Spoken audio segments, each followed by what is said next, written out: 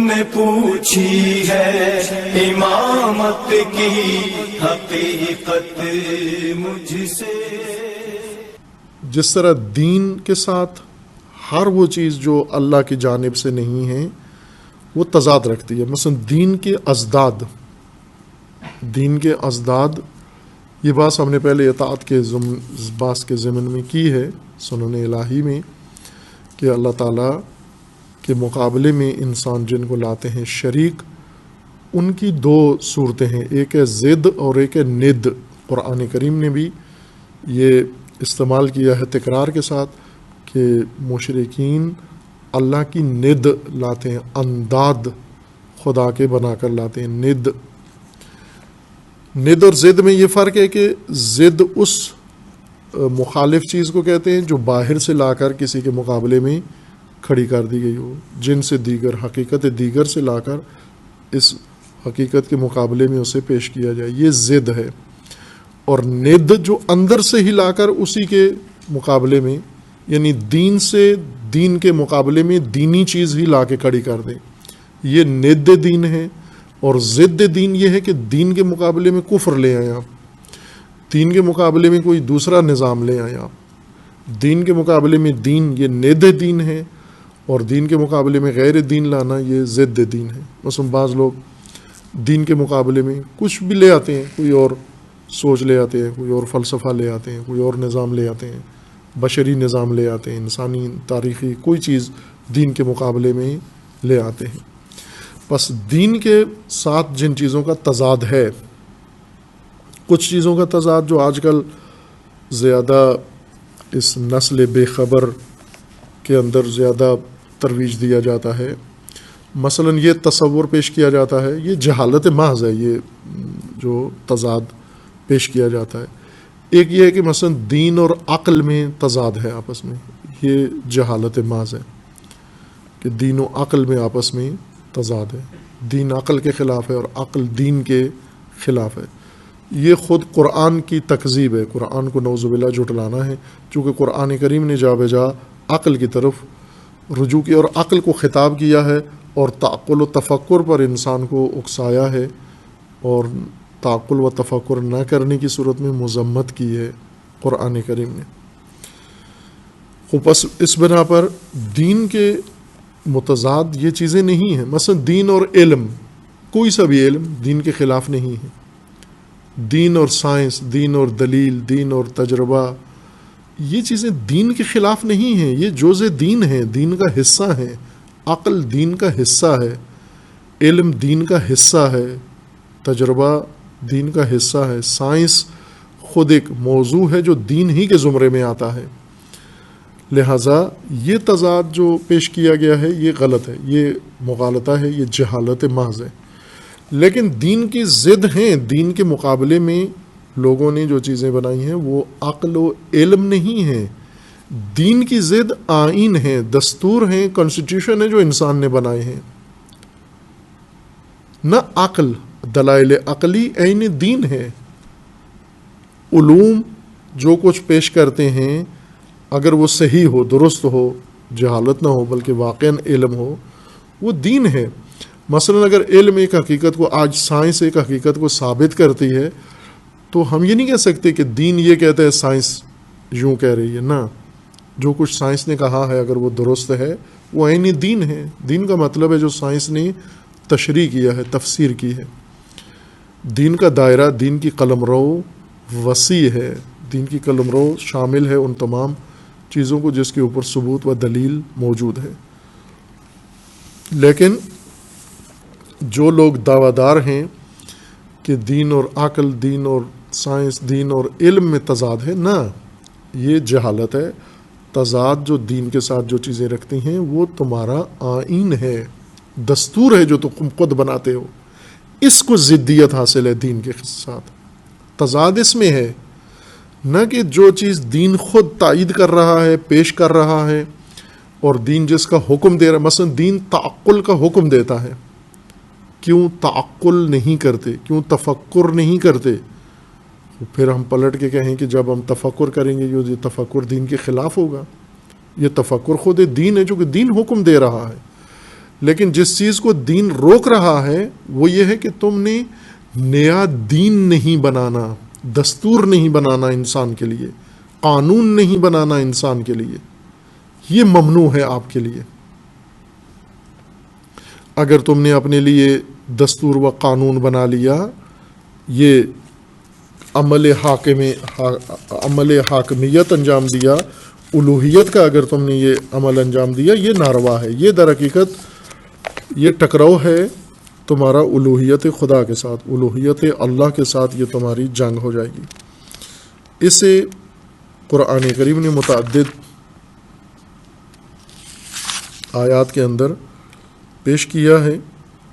سورہ مبارکہ شورى آیا 21 کے اندر اللہ تعالیٰ کا فرمانا ہے، کسی ایک آیت کے اندر حکم خدا یہ نہیں ہے کہ اللہ نے جو فرمایا ہے تم تعقل کیوں کرتے ہو، اللہ نے کچھ اور کہا ہے، تعقل تفکر اس میں مت کرو، تفکر و تعقل جو کرتا ہے وہ خدا کے مقابلے میں ہے، یا اللہ کا شریک ہے، یا اللہ کی ضد ہے، وہ ند ہے، یہ نہیں فرمایا۔ لیکن جو قانون بناتا ہے، جو شریعت بناتا ہے، جو دستور بناتا ہے، دستور سازی کرتا ہے، قانون سازی کرتا ہے، یہ اللہ کے مقابلے میں ہے، یہ شریک خدا بننے کی کوشش کر رہا ہے، یا اسے تم نے شریک خدا بنایا ہے، نہ جو تفکر کر رہا ہے۔ جو تفکر کر رہا ہے اسے کہا عبادت کر رہا ہے۔ سب سے افضل عبادت تفکر ہے، تعقل ہے، عقل کے ذریعے حقائق کو سمجھنا، آیات خدا کو سمجھنا۔ بلکہ قرآن کریم میں حق تعالیٰ نے فرمایا کہ ہم نے کائنات میں اپنی نشانیاں رکھی ہیں، اور یہ نشانیاں کن کو سمجھ میں آئیں گی؟ لِأُولِي الْأَلْبَابِ یا لِقَوْمٍ يَعْقِلُونَ، یہ صاحبان تعقل و تفکر کے لیے اس میں نشانیاں ہیں، اور جو صاحبان خرد ہیں، جو صاحبان عقل و لب ہیں، ان کے لیے اس کائنات کے اندر اللہ کی بھرپور نشانیاں ہیں۔ اور دوسری طرف سے فرمایا کہ ہم نے جو کتاب نازل کی ہے، جو منشور نازل کیا ہے، یہ بھی لقوم یعقلون، یہ بھی اس قوم کے لیے ہے، یہ آیات بھی اس قوم کے لیے ہیں جو تعقل و تفکر کرتی ہے۔ بس یہ جہلاء نے اور بددیانت انسانوں نے تاثر قائم کیا ہے کہ دین کا عقل کے ساتھ، دین کا علم کے ساتھ، یا دین کا سائنس کے ساتھ کوئی تضاد ہے، بلکہ یہ ساری چیزیں خود دین کے زمرے میں ہیں، قرآن نے ان کا حکم دیا ہے۔ جس چیز سے قرآن نے روکا ہے اس کو سب مل کے انجام دے رہے ہیں۔ قانون کس سے روکا ہے قرآن نے؟ قانون نہ بنانا، اللہ کے مقابلے میں آ جاؤ گے۔ اگر تم نے قانون بنایا، اگر تم نے آئین بنایا، اگر تم نے دستور بنایا، تو اللہ کی ذات کے مقابلے میں آ جاؤ گے۔ سورہ شورى آیا 21 میں ہے، حق تعالیٰ کا فرمانا ہے کہ ام لہم شرکاء شرعوا لہم من الدین ما لم یأذن بہ اللہ ولولا کلمۃ الفصل لقضی بینہم وان الظالمین لہم عذاب علیم۔ ام لہم شرکاء، کیا انہوں نے کوئی ایسے شریک اللہ کے اختیار کر لیے ہیں؟ کوئی ایسے شرکاء ہیں، ضد خدا ہیں، اللہ کے مقابلے میں کوئی ایسے بھی ہیں جو کیا کرتے ہیں؟ شرعوا لہم من الدین، ایسے شرکاء جنہوں نے ان کے لیے دین بنایا ہے، دین تشریع کیا ہے۔ دین یعنی دستور، یہ اصطلاح جو قرآن کریم میں متعدد دفعہ استعمال ہوئی ہے، اور اسے مفسرین نے الجھا دیا ہے، بہت پیچیدہ کر دیا ہے۔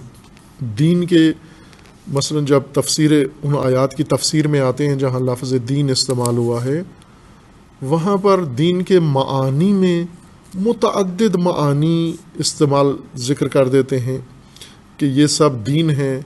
دین کہتے ہیں جزا کو کہتے ہیں، دین یوم قیامت کو کہتے ہیں، دین فلاں کو کہتے ہیں، دین، اس طرح سے اتنے متعدد معانی قرآن کے قاری کے سامنے، قرآن سمجھنے والے کے سامنے رکھ دیتے ہیں کہ وہ گھبرا جاتا ہے اور ڈوب جاتا ہے اور الجھ جاتا ہے کہ اتنے زیادہ معانی دین ہیں متضاد قسم کے، تو یہاں کون سا معنی ہے؟ قرآن پھر آخر دین کس کو کہہ رہا ہے؟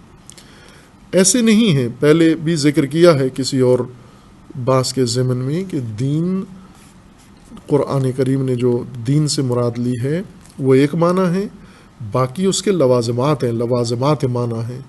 کسی جگہ پر لوازمات معنی مد نظر ہیں، کسی جگہ پر خود معنی مد نظر ہے. جہاں لوازمات، اور یہ ایک معمول ہے، گفتگو کا اسلوب ہے کلام کا.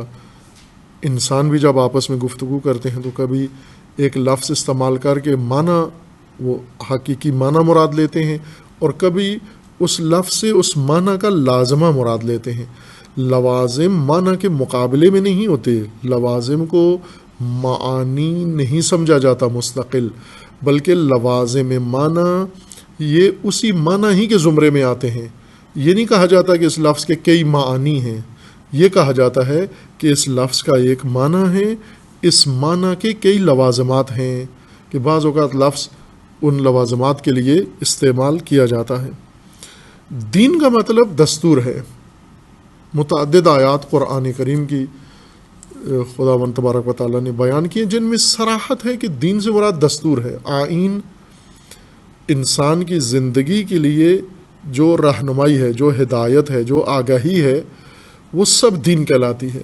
اللہ کی طرف سے جو احکام ہیں، اللہ کی طرف سے جو آگاہی ہے، اللہ تعالیٰ کی طرف سے جو ہدایت ہے، جو فرامین ہیں، یہ سب دین کہلاتا ہے. چونکہ یہی دستور ہے ہر شعبے کے لیے، ہر حالت کے لیے، ہر موضوع کے لیے، ہر شے کے لیے اللہ تعالیٰ نے انسان کی رہنمائی کی ہے اور بتا دیا ہے کہ انسان نے کرنا کیا ہے، ترک کیا کرنا ہے، انجام کیا دینا ہے، دوری کس شے سے اختیار کرنی ہے، حلال کیا ہے، حرام کیا ہے، تعلقات کس طرح سے قائم کرنے ہیں، انسان نے لین دین کیسے کرنا ہے، ممنوع کیا ہے، مضر کیا ہے، مفید کیا ہے.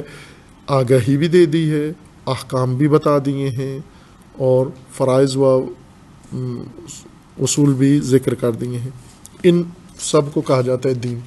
کانسٹیٹیوشن ایسے ہی ہوتا ہے، دین دستور ایسے ہی ہوتا ہے. دستور جب کوئی بناتا ہے تو پہلے اس مملکت کے حقائق کے مطابق اس کے اصول متعین کرتا ہے، پھر ان اصول کے مطابق احکام بیان کرتا ہے مختلف طبقات کے لیے، پھر اسے لوگوں کو بتا دیتے ہیں. یہ ہو جاتا ہے ملک کا آئین و دستور، جس کو ہم اپنی زبان میں آئین و دستور کہتے ہیں. قرآن کی زبان میں، اللہ تعالیٰ کے کلام میں، اسی کو دین کہا جاتا ہے. اصل چیز جو ممنوع ہے اور اگر کی جائے تو اللہ کے ساتھ جنگ ہے، اللہ کا مقابلہ ہے اور شرک ہے، وہ یہ ہے ام لہم شرکاء، کیا ان کے پاس ایسے شریک ہیں اللہ کے، یعنی اللہ کے مقابلے میں، اللہ کی ضد و اللہ کی ند، ایسا منابع ہیں، ایسے افراد ہیں ان کے پاس. شرعوا لہم من الدین، جو ان کے لیے دین تشریح کرتے ہیں، جو ان کے لیے دین بناتے ہیں، جو ان کے لیے دین قانون سازی کرتے ہیں، آئین سازی کرتے ہیں، دستور سازی کرتے ہیں. ما لم یأذن بہ اللہ، وہ دین جس کی اذن خدا نے نہیں دیا ہوا، یہ شرکاء انہوں نے بنائے ہوئے ہیں تاکہ وہ ان کو بنا کے دے دیں اللہ کے مقابلے میں.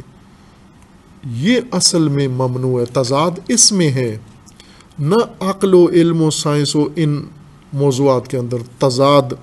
اللہ کی حاکمیت کا تضاد طاغوت کے ساتھ ہے، طاغوت کی حاکمیت کے ساتھ ہے. وہ تضاد جو اللہ تعالیٰ نے واضح طور پر بیان کیا ہے. اللہ ولی الذین آمنوا یخرجہم من الظلمات الی النور والذین کفروا اولیاؤہم الطاغوت، یعنی اللہ کی ولایت اور طاغوت کی ولایت آپس میں متضاد ہیں. انسان یا اللہ کی ولایت میں ہوگا، اگر اللہ کی ولایت میں نہیں ہے، حکومت خدا میں نہیں ہے، تو پھر یہ طاغوت کی ولایت میں ہوگا. اسی لیے سورہ نساء میں یہ فرمایا کہ یہ لوگ جو اس تضاد کا شکار ہیں، یزعمون انہم آمنوا، یہ لوگ جو گمان کرتے ہیں کہ ہم مومن ہیں لیکن یہی ارادہ رکھتے ہیں طاغوت کی حاکمیت کا. اور یہ تضاد ہے، یہ کہ ایمان اللہ پہ ہو اور حاکم تمہارا طاغوت ہو. یہ کیا مبتلا ہیں؟ یہ کون لوگ ہیں؟ منافق. یعنی یہ تضاد انہوں نے اپنے اندر سمو لیا ہے اور اپنے دو چہرے بنا لیے، دو شخصیتیں بنا لی ہیں. اللہ کی طرف بھی رجحان رکھتے ہیں، طاغوت کی طرف بھی رجحان رکھتے ہیں. کبھی عبادت گاہوں میں نظر آتے ہیں، کبھی مسجدوں میں نظر آتے ہیں، کبھی دینی امور و معاملات میں حصہ لیتے ہوئے نظر آتے ہیں، اور ساتھ ہی طاغوت سازی میں اور طاغوت پرستی میں بھی مصروف نظر آتے ہیں یہ آپ کو۔ کیا ایسے شریک ہیں ان کے پاس انہوں نے بنا لیے ہیں جو ان کے لیے دین تشریح کرتے ہیں جس کا اللہ نے ان کو حکم نہیں دیا ہوا، اللہ نے اجازت و اذن نہیں ہے ان کو دیا ہوا۔ امامت کی حقیقت مجھ سے، حق تجھے میں